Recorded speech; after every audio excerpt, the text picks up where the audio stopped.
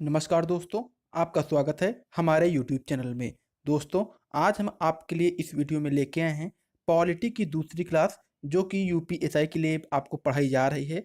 आपको इसमें उसी प्रकार के क्वेश्चन कराए जा रहे हैं जो कि यूपीएसआई में पूछे जा सकते हैं। दोस्तों, सारे के सारे क्वेश्चन आपको प्रीवियस ईयर के कराए जा रहे हैं, जो कि पिछले एग्जामों में पूछे जा चुके हैं। तो दोस्तों, 20 क्वेश्चन यहाँ पे पिछले वीडियो में हो चुके थे।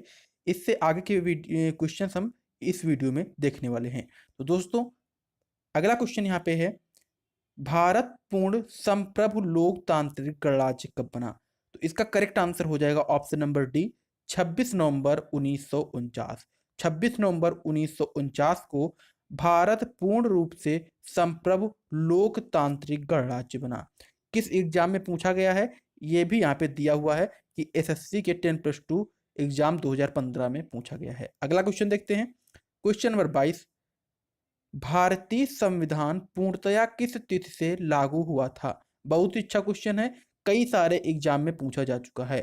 तो इसका करेक्ट आंसर हो जाएगा ऑप्शन नंबर डी, 26 जनवरी 1950। भारतीय संविधान पूर्ण रूप से 26 जनवरी 1950 को लागू किया गया था। ऑप्शन डी बिल्कुल यहाँ पे इसका करेक्ट आंसर हो जाएगा। अगला क्वेश्चन देखते हैं, क्वेश्चन नंबर 23। 23 नंबर क्वेश्चन है, संविधान की उद्देशिका, जिसको हम लोग प्रस्तावना भी कहते हैं, का संशोधन कितनी बार किया गया है?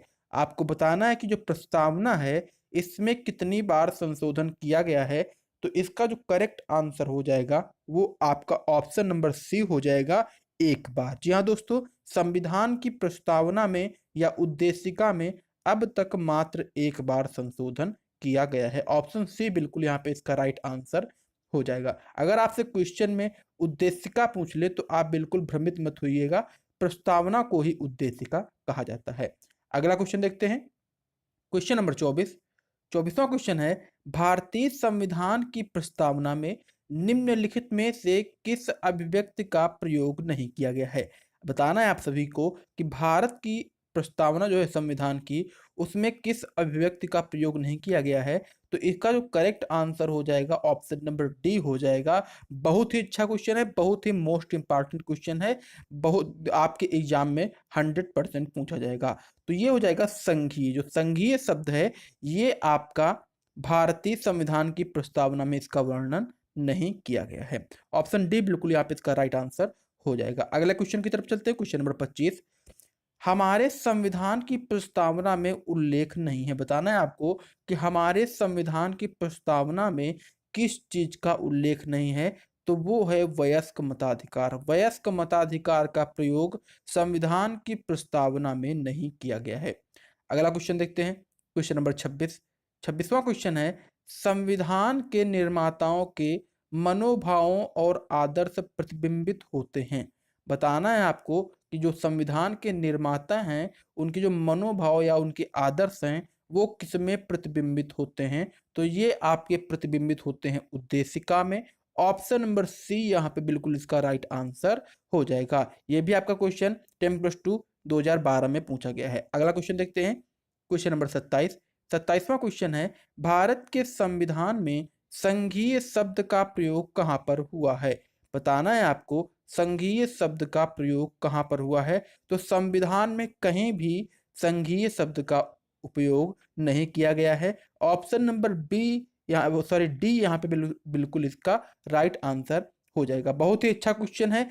जैसा आप जानते हैं कि पहले भी ये क्वेश्चन रिपीट हो चुका है, आगे पीछे रिपीट हो चुका है। तो मैंने बताया था कि बहुत ही अच्छा क्वेश्चन है, कई सारे एग्जाम में पूछा जा चुका है। तो बहुत ही ध्यान से एक एक क्वेश्चन को मन लगा के पढ़िएगा, क्योंकि कोई भी क्वेश्चन आपके एग्जाम में पूछा जा सकता है। अगला क्वेश्चन देखते हैं, क्वेश्चन नंबर 28। दोस्तों, इस वीडियो का सबसे ज़्यादा फायदा आपको ये होने वाला है कि इसमें जो सारे क्वेश्चंस रखे गए हैं वो प्रीवियस ईयर एग्जाम के ही रखे गए हैं। और आप सभी लोग जानते हैं कि चाहे जो भी एग्जाम हो उसमें ज़्यादातर प्रीवियस ईयर के क्वेश्चन ही पूछे जाते हैं। तो दोस्तों, अगला क्वेश्चन है क्वेश्चन नंबर 28। भारत के संविधान में भारत को किस रूप में वर्णित किया गया है? भारत के संविधान में भारत को किस रूप में वर्णित किया गया है? तो बताया गया है भारत को राज्यों का संघ। जी हाँ दोस्तों, संविधान अनुच्छेद 1 के अनुसार भारत को राज्यों का संघ कहा गया है। ऑप्शन सी बिल्कुल यहाँ पे इसका राइट आंसर हो जाएगा। अगला क्वेश्चन देखते हैं। क्वेश्चन नंबर 29वां क्वेश्चन क्या है? भारतीय संविधान के अनुच्छेद 1 में यह घोषणा की गई है कि इंडिया अर्थात भारत, खाली जगह बताना है आपको, खाली जगह पे क्या होगा? तो खाली जगह पे हो जाएगा ऑप्शन नंबर 1 कि इंडिया अर्थात भारत राज्यों का संघ है, राज्यों का संघ है। ऑप्शन ए बिल्कुल यहाँ पे इसका राइट आंसर हो जाएगा। अगले क्वेश्चन की तरफ चलते हैं। क्वेश्चन नंबर 30वां क्वेश्चन क्या है? संविधान के अनुच्छेद 1 में भारत को क्या कहा गया है? संविधान के अनुच्छेद 1 में भारत को क्या कहा गया है? जैसा कि आप जानते हैं कि पीछे भी ये क्वेश्चन रिपीट हो चुका है, बहुत ही अच्छा क्वेश्चन है, कई सारे एग्जाम में पूछा जा चुका है। तो संविधान के अनुच्छेद 1 में भारत को राज्यों का संघ कहा गया है। ऑप्शन डी बिल्कुल यहाँ पे इसका राइट आंसर हो जाएगा, राज्यों का संघ। अनुच्छेद 1 में भारत को राज्यों का संघ कहा गया है। अगला क्वेश्चन की तरफ चलते हैं। क्वेश्चन नंबर देखते हैं 31वां क्वेश्चन है, निम्नलिखित में से किस अनुच्छेद में इंडिया को भारत भी कहा गया है?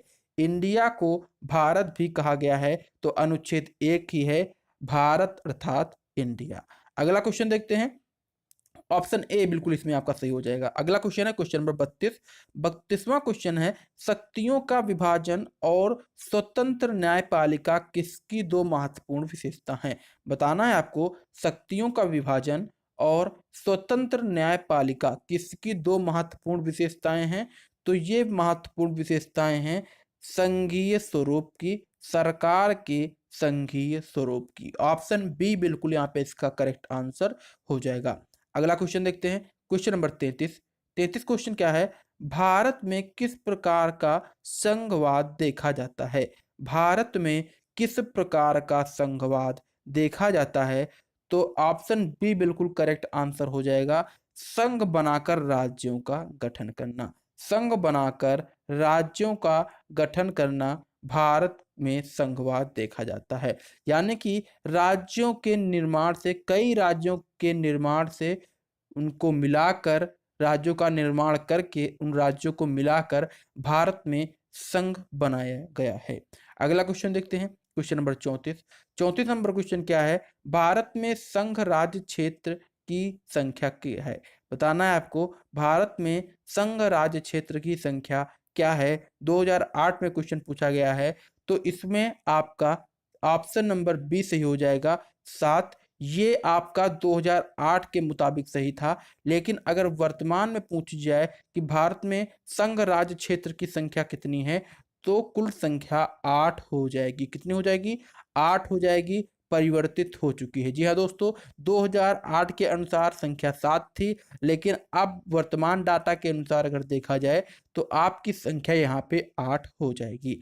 अगला क्वेश्चन देखते हैं।